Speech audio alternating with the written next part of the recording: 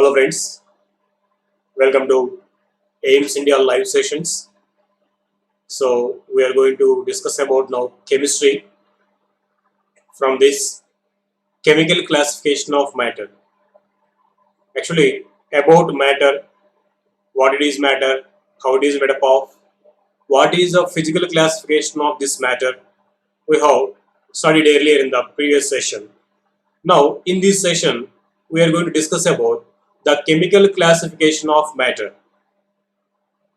That means chemically how this matter is classified into different categories that we are going to discuss now.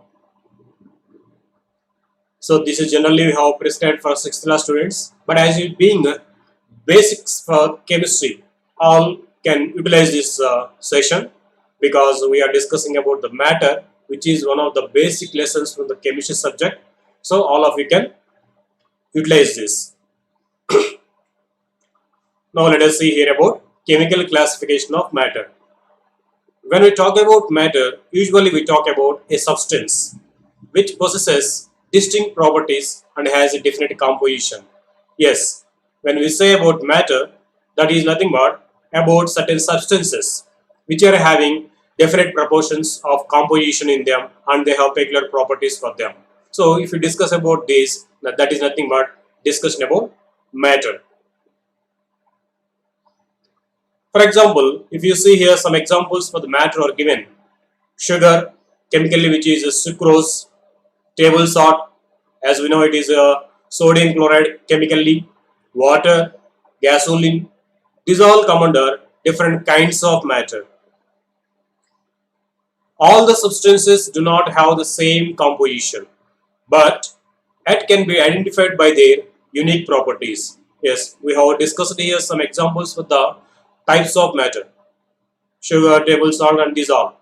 They're not having same kind of composition in them. They're having different types of compositions. So all they're having different kinds of properties for them separately. So how can we classify these matter and these substances based upon the chemical compositions? That we are going to see now. So matter is classified into two broad categories, namely pure substances and impure substances or mixtures. So based upon the chemical composition, matter is classified into two categories. They are pure substances and impure substances, which are also called mixtures. So here the pure substances are further divided again into two categories. They are elements and compounds. Similarly, even these impure substances or mixtures are also classified into two types. They are homogeneous mixtures and heterogeneous mixtures. So this is a chemical classification of matter. Matter basically categorized into two types based upon the chemical composition or based upon the substance or particles with which it is made up of.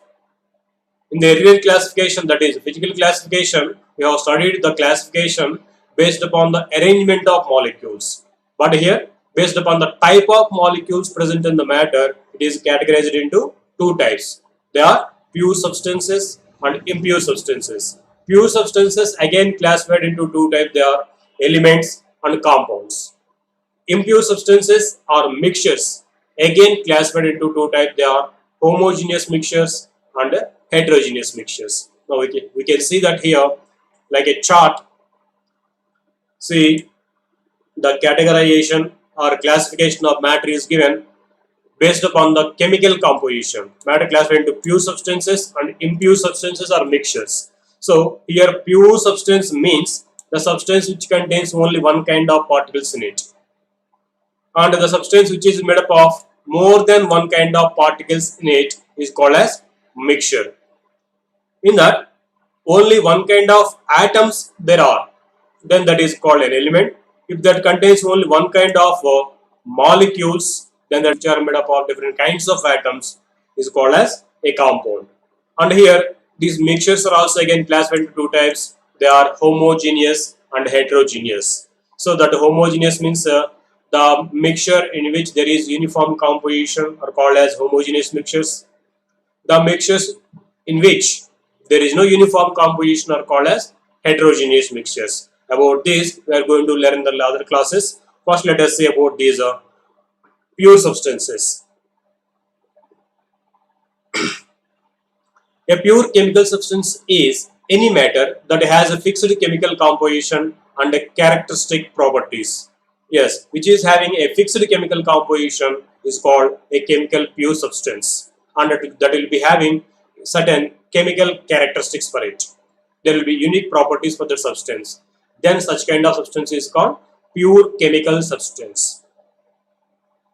For example, oxygen is a pure chemical substance that is a colorless, odorless gas. Yes, oxygen is made up of only one kind of particles, and so it is a pure substance, and it has some special peculiar properties for that, as they have shown here. It is colorless gas, odorless gas, it is supporter of combustion, non-combustible gas, and very useful for the respiration of human beings and animals. So these are particular chemical or characteristics for this particular element, oxygen. In this way, all the substances are pure substances. They have certain chemical characteristics for them uniquely.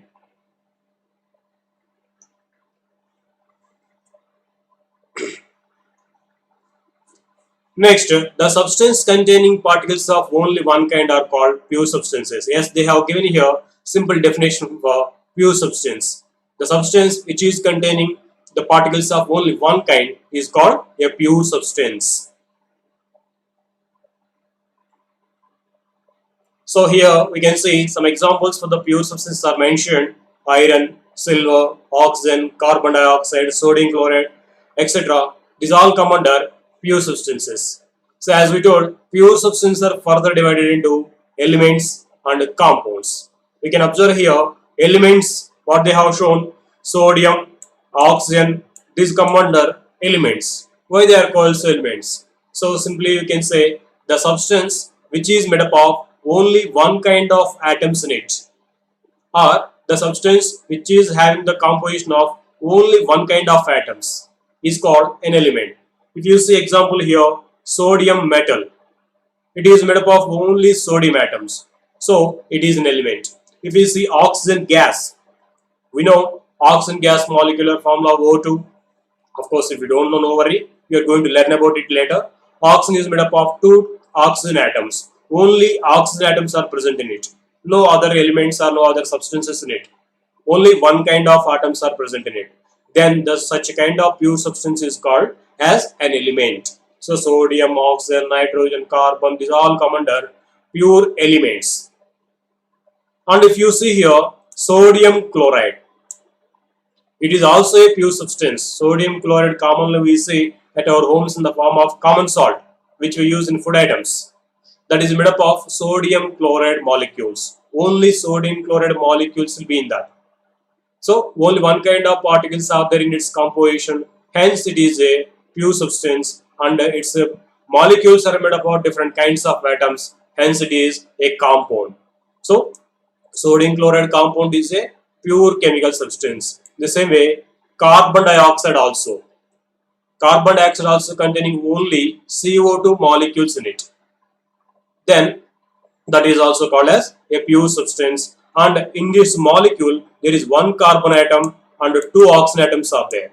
Different kinds of atoms are there in its molecule.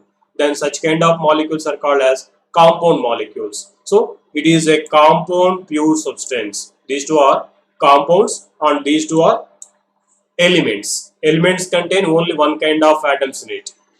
Compounds contain molecules with different kinds of atoms. These all come under pure substances.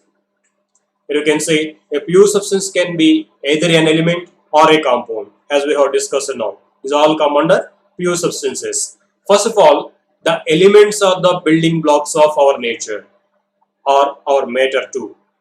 Yes, everything in the universe is made up of matter, we told already in the previous session.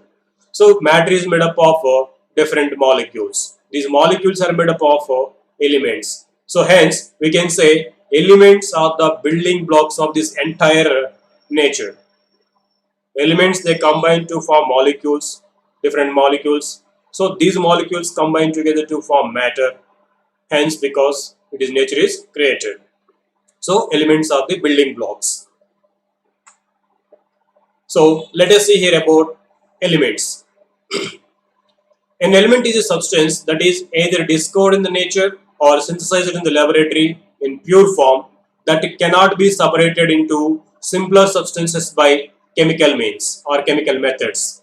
Yes, element is the simplest substance which is containing only one kind of atoms in it and that cannot be further divided into any other form. That is known as an element. In order to call it as an element, its properties must be unique. No two elements are alike. Yes, the properties of an element are completely unique. No other element is having the properties of this element completely same. Of course, one or two properties might be same, but all the properties whatever are there for a particular element won't be same exactly for any other element. Properties of each and every element are unique for them. Elements carry the names and symbols. Yes, we know they are having different names. Not only the names for the element, there are different symbols also for the elements. What is a symbol? Symbol means the shorthand representation of an element's name. So if you say, example, hydrogen, if I say, let us see one example, hydrogen, if I say, to make it simple and a shortcut, instead of writing HYDROGN, it is made simple by giving a shorthand notation for it, H. So this H represents hydrogen, element hydrogen. So this shorthand representation is known as symbol. So hydrogen symbol is H. In the same way, all the elements they are having individual and unique symbols for them. Let us see some more examples. If you see carbon, symbol of carbon is C, nitrogen symbol is N, oxygen symbol is O, and sulfur symbol is S. In this way, not only this, for all the elements there is a particular and unique symbol for it. No two elements are having same symbol. So this makes us to remember them easily. Now classification of these elements. So there are more around 118 elements our scientists have discovered so far. Out of these 118 elements, 92 elements are naturally occurring elements and the remaining elements are man-made or artificially prepared in the laboratory from the already existing natural elements. As we told, out of 118 elements, 92 are naturally occurring. So by using these naturally occurring elements, scientists have created certain elements in the laboratory or some elements are derived from the already existing elements. Those elements are called as the synthetic elements or man-made elements. Anyhow, totally our scientists discovered so far 118 elements. On the basis of general characteristics of these elements, they are broadly divided into four groups. Yes, all these 118 elements are broadly categorized into four types based upon their characteristics. What are the four types? We can see here metals, non-metals, metalloids, and noble gases or inert gases. Now, let us say about these all four categories one by one. First among them is metals. Generally, the elements which are said to be metals are exhibiting certain characteristics. Let us see those properties or characteristics of these metals. All metals are solids at room temperature. Yes, almost all the elements are solids at room temperature. Metals are good conductors of heat and electricity, means they can pass electricity and heat through them. We know these electrical wires which are made up of a metal called copper, as we know, because it is one of the best conductors of electricity. Metals are malleable, ductile, sonorous and hard and have luster. Let us see one by one here. What is malleability? It is one of the properties of metals by which they can be beaten into thin sheets. Yes, we see the metal sheets in different forms. The vessels which we use at home, which are made up of metals, and some ornaments and some tools. These all are made up of metals by beating these metals into thin sheets. So this property of metals by which they can be beaten into thin sheets is called malleability. Next property, ductile or ductility. It is also one of the properties of metals by which they can be drawn into thin wires. Just now I told the wires we use, electrical wires inside, actually they are outside will be plastic, rubber one. Inside if you see electrical wires, there will be brown colored copper wires, which are metal wires. So that copper is made into thin wires. That property of metals by which they can be drawn into thin wires is called ductile property. So this is a property for all the metals. Next is sonorous. Sonorous means metals can produce sound by hitting with an object. Yes, in the bells which we use at our schools, they produce sound. That is because of certain metal is hit with some object by electrical bells or manual bells. So that metal producing sound by hitting with an object. That producing sound property is called as sonority or sonorous property. And have luster. Luster means shining property. Almost all the metals they shine when they are pure. Of course, some they seems dull because of some other chemical formation on them. So mostly all the metals are having shining property on them in the pure form. So these are certain properties of metals. Some more of there. Let us see. Metals are strong. They have high tensile strength. Yes, metals are much stronger. They can bear much strain. So they are used in, that is why they are used in many constructions on this all. Next one, most of the metals are hard. Yes, mostly all the metals are hard substances. Metals have high densities. Yes, they are having much weight. All the metals are having much densities to them. So these all are the properties of metals. The element which is having these properties can be considered as an element. Even though we say these are all of the properties of all the metals, there are certain metals which are exception from these. So let us see those exceptions also here. First among them is mercury. Mercury is a liquid metal at room temperature or normal temperature. And even gallium becomes liquid at about just above 30 degrees Celsius. So liquid metal. Mercury is one of the liquid metals. It is the only liquid metal which is existing at room temperature. Remaining all the metals, they exist in the solid form at room temperature. Room temperature nothing but around 25 degrees Celsius is considered as room temperature. At this temperature, all the metals are solids except mercury. Mercury is a liquid metal. It exists in the liquid form. Even one more element, gallium. It will be in the solid form only, but by reaching the temperature just around 30 degrees Celsius, it starts converting into liquid form. So mercury can say as exception for the solidity of metals.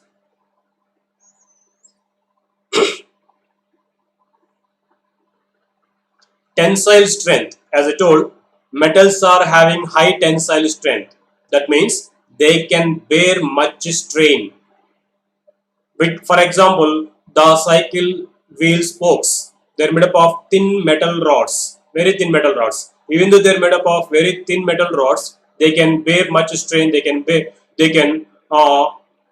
protect our from falling down from the cycle. They are able to bear the strain because of our weight.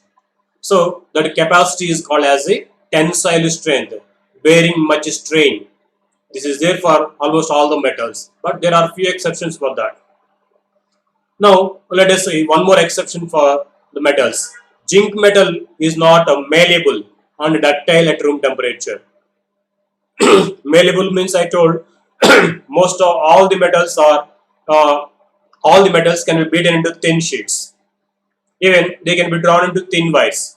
But zinc is one of the metals which cannot be drawn into thin wires or which cannot be beaten into thin sheets at room temperature. So it is exception for these properties. One more is there. Some metals like sodium, potassium, lithium, these all come under soft metals. They won't be hard. They can be cut with even a knife also. So this is a sodium. It seems like a silvery, soft metal. It will just, it seems like our soap.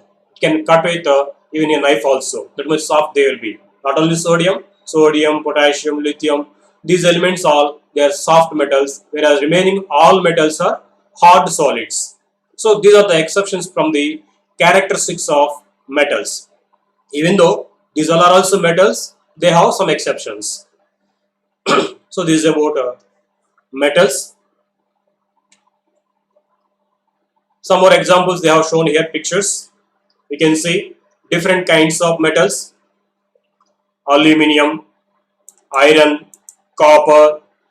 These all are metals, and they have shown here some mixtures of metals which are called brass, bronze, steel. These are the mixtures of metals. We call them generally alloys. The alloys are the mixture of two or more metals. So of course these all are the metals only. So these are the examples for the metals we can say.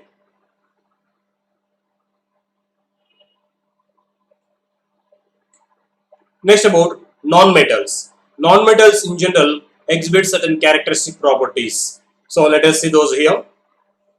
So the elements which are exhibiting these characters are characterized as non-metals. What are those properties? Let us see here one by one.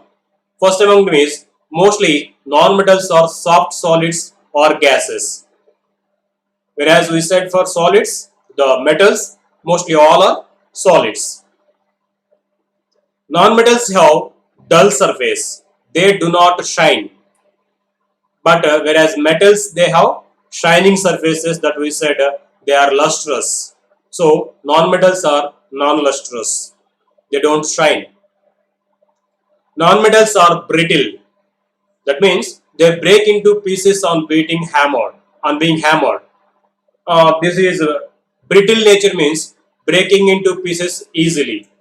That property is called as brittle nature. So some non-metals are solids, but they are brittle in nature. That means they break into pieces on being hammered easily. So we can say brittle nature for example glass. If you touch the glass, it will be very hard. But when you make it to fall down, it breaks up into small pieces very easily. That nature is called brittle nature. Being hard, but is able to break into small pieces easily on ham or being hammered or when fallen down. Such property is called as brittle nature. So mostly all non-metallic solids are brittle in nature. Next property, non-metals are bad conductors of heat and electricity. Yes, we told metals are good conductors of heat and electricity. They can pass heat and electricity to them. But non-metals, they cannot pass current as well as heat through them. They are bad conductors of heat and electricity. Non-metals are non-ductile, non-malleable, non-sonorous. So we told definitions for these. Ductility means being able to drawn into thin wires, and malleability means being beaten into thin sheets. Sonorous means capability to produce sound. So these properties are not there for non-metals. So they are non-ductile, means they cannot be drawn into thin wires. Non-malleable, they cannot be drawn into thin, they cannot be beaten into thin sheets. They won't produce sound by hitting an object. So these all come under properties of non-metals.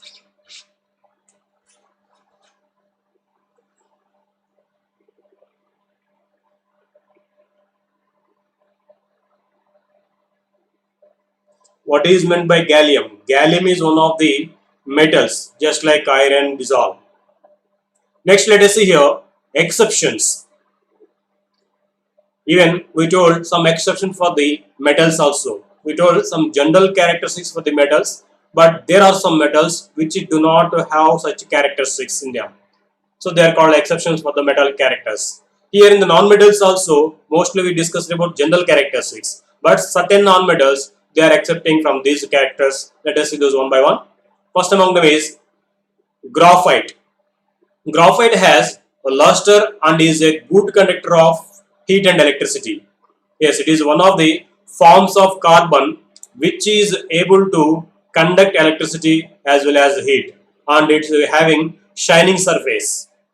So it is one of the exchanges for the non-metals, because we told non-metals are non-lustrous. They won't have shining property. and non-metals are bad conductors of heat and electricity told. But this graphite is having these two properties, even though it is a non-metal.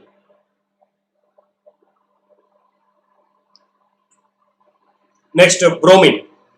All the non-metals are either soft solids or gases, but there is only one liquid non-metal, that is bromine. It exists in the reddish brown color liquid form. So these are exceptions from the non-metallic characteristics, even though they are non-metals. Of course, as you know, diamond. Diamond is also one of the non-metals, but it is also having shining or lustrous property, even though it is non-metal, made up of carbon atoms. So this is about non-metals. Some of the examples for the non-metals are shown here. We can see, yes, it is a sulfur, yellow powderish form, amorphous form, and phosphorus, carbon. These all come under not different non-metals. See, you can see here they are having these they do not have these properties, luster and ductility. They cannot be turned into thin wires. They cannot be beaten into thin sheets. They cannot produce sound. So in this way, these are the examples for the non-metals.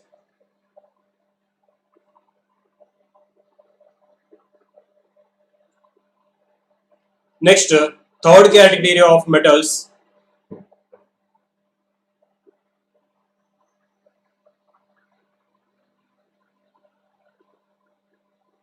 Metalloids exhibit the properties of that lie in between that of metals and non-metals. Screen not coming. Okay, anyhow, metalloids are also certain elements which are having the properties that are being in between the properties of metals and non-metals. Such elements are called as metalloids. So here you can see some examples for the metalloids. They have given boron, germanium, silicon, polonium, strontium, tellurium. These all come under metalloids. So these elements are having the properties which are in between the properties of metals as well as non-metals. So these may have some properties which are related to metals and certain properties which are related to non-metals. Such kind of elements are called as the metalloids. Next, fourth category of elements, that is inert gases or noble gases. These are also called aerogens. We can say the gaseous elements which do not combine with other elements and even themselves and exist as individual atoms are called as inert gases or noble gases. Yes, there are certain elements, around 7 elements in the periodic table out of these 118 elements. These elements, they won't combine themselves. They will be always stable. Even they won't combine with any other elements also. And hence, they exist in the individual atomic form. Such elements which are not at all participating in the chemical bonds formation are called as noble gases or inert gases.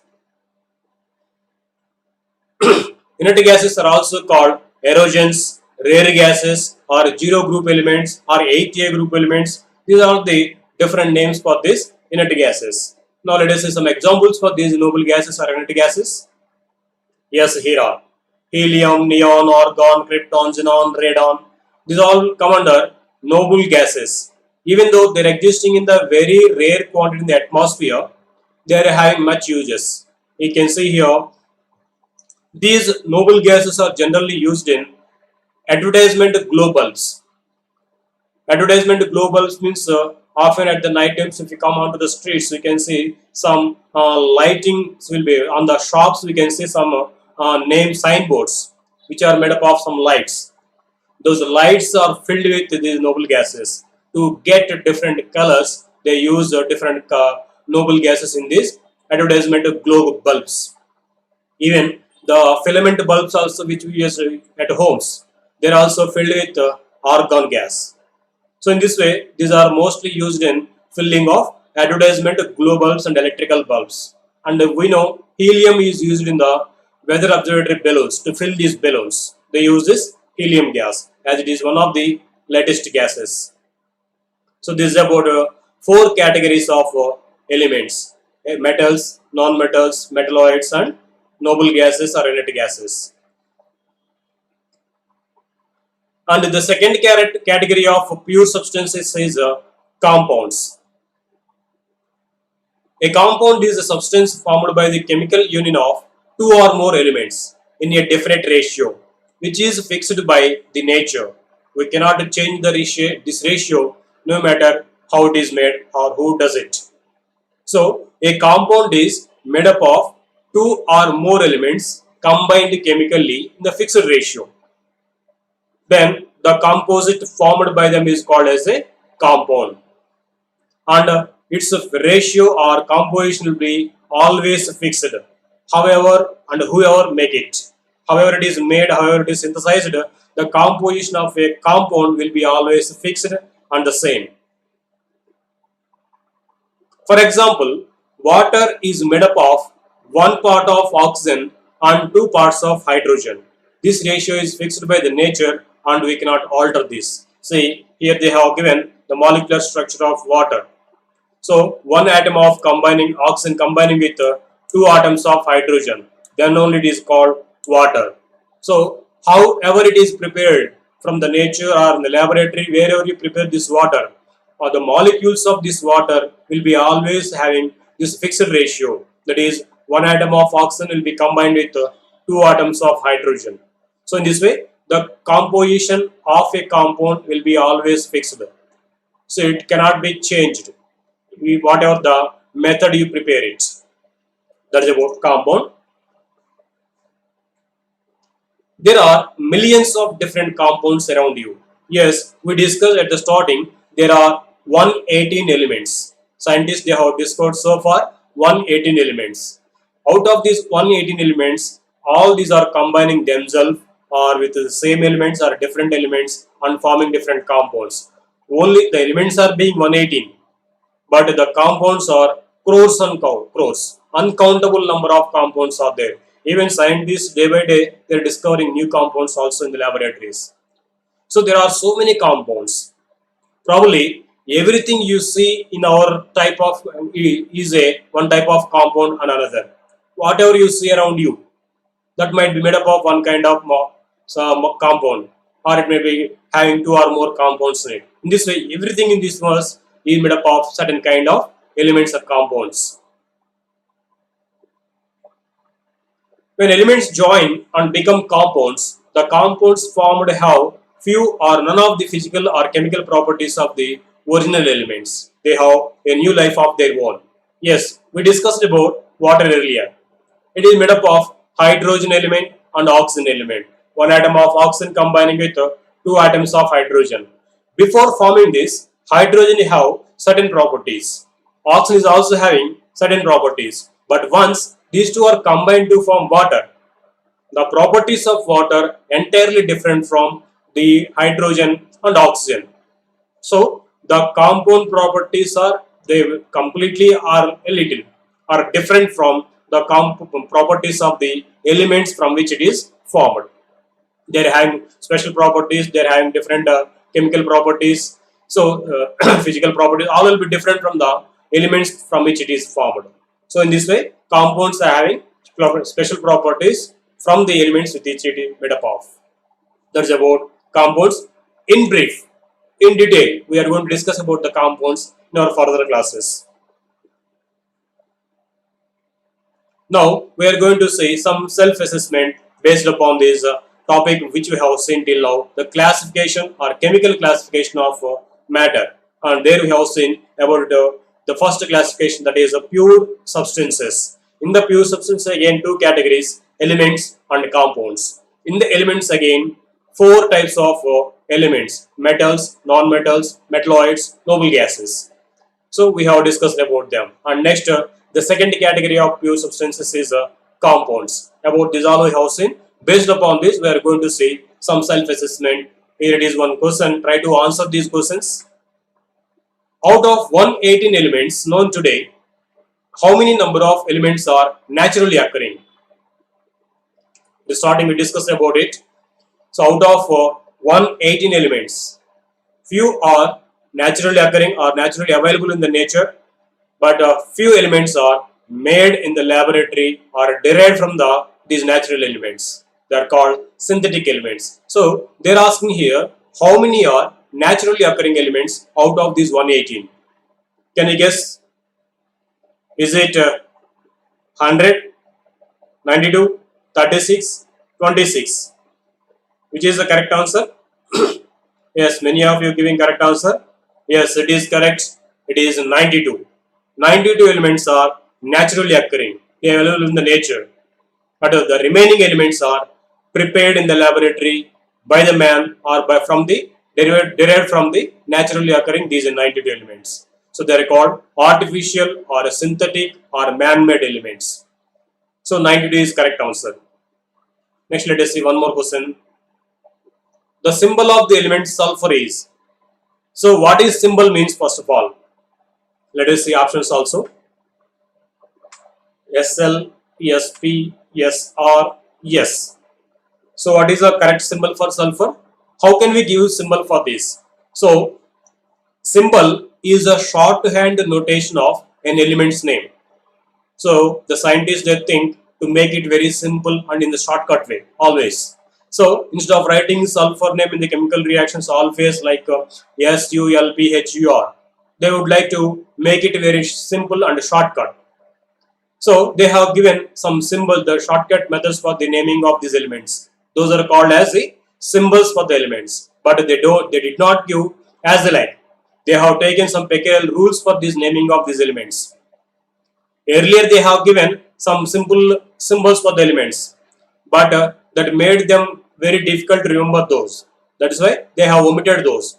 Later, the scientist J.J. Berzelius have given a systematic method for giving symbols for the elements. That is, the first letter from the English name of an element is taken as its symbol and it is written in the capital letters. And one more point in that, if the first letter is already given as a symbol for some other element, then along with the first letter, second prominent letter also from the name is taken into its symbol. So then two letters exist in the symbol. Out of two, first letter is written in the capital letters, second one small letter. And for some elements, the symbols are derived from their Latin names. So for example, sodium, the symbol for sodium is Na because its Latin name is Na, natrium. So from the name natrium, Na is taken as symbol for it. Now here, first sulfur, from its name, the symbol is taken as, yes, yes, D is correct answer. Many of you have given correct answer. It is D. Sulfur is correct. S is correct answer for it. Next question. The non-metallic element that has luster and is a good conductor of heat and electricity is, what is that element which is having luster and it is being a good conductor of heat and electricity? Let us see options again. Diamond, gold, graphite and platinum. So out of these four elements, which is non-metal, first we have to see. And then that non-metal element should have luster. At the same time, it should be a good conductor of heat and electricity. Let us see one by one options here. Yes, many of you are giving answers. Very good. If you see diamond, diamond is a non-metal element which is made up of carbon atoms. So it is a non-metal. It is correct. But it is having luster. Yes, it is having luster also. It is very shiny. We know. It glitters. But it is not a good conductor of heat and electricity. It is a bad conductor of heat and electricity. So diamond is a non-metal and lustrous element, but it is a bad conductor of heat and electricity. So it is not the correct answer. Next, if you say gold, gold is a metal, but they are asking about non-metal. So gold is not the correct answer.